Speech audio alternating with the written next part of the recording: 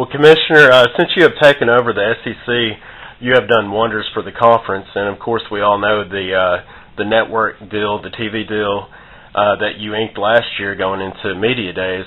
And of course we all know that we have seen numerous SEC football, basketball, baseball, and softball, and any other sports out there on television stations like CSS or Fox Sports Net. So congratulations to you for inking that deal, because all fans have been very appreciative of that.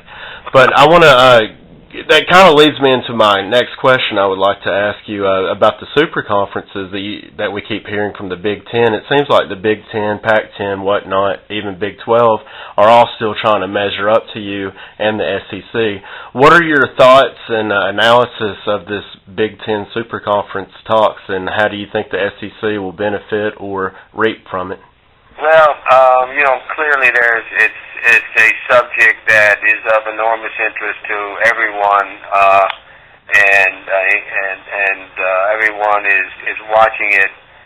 From our perspective, given the success that we've had over the past decade, and 4 national championships in football, 2 in men's basketball, 2 in women's basketball, 5 in gymnastics, this year in indoor track, and it goes on and on.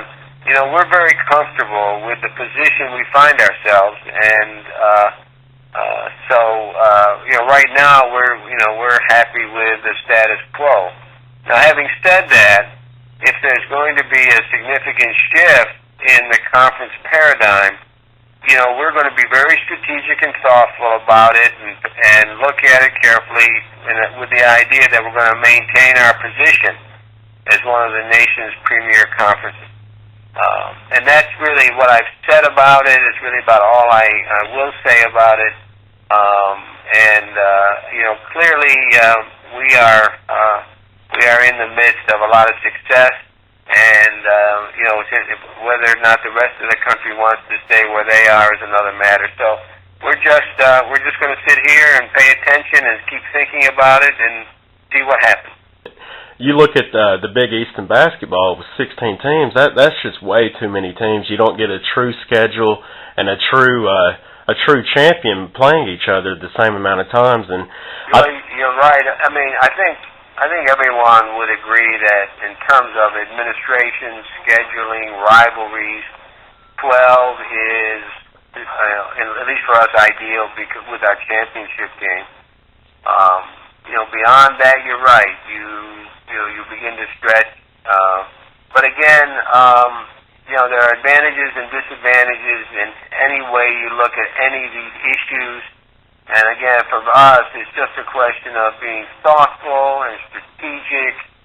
And we're obviously always looking to make ourselves better in some way if the opportunity presents itself. But right now, I think we're just going to watch and see what happens, but be ready to think about changes if that's necessary. Commissioner, one last question. We know you're busy and need to get going. We're going in. It's a Thursday, Friday, Saturday baseball format this weekend because, like you said, the 2010 SEC baseball tournament is next week in Hoover, Alabama at Regents Park. 4 teams are alive for those last 2 spots, Kentucky, LSU, Alabama, Tennessee, and you got Bama and UT facing off starting in a couple hours.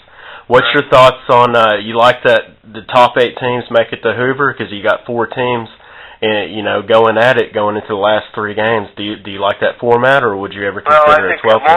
More importantly than whether I like it, our athletic directors like it, and we've talked about different formats on occasion, and whether we should take 12 or just 8, but every time the conversation ensues, after a lot of thought, our athletic directors and presidents come back to 8.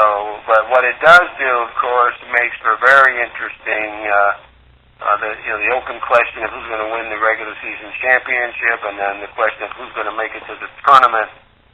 Certainly adds a great deal of interest and excitement, as you pointed out. So this weekend is if you're an SEC baseball fan, it doesn't get any better than this.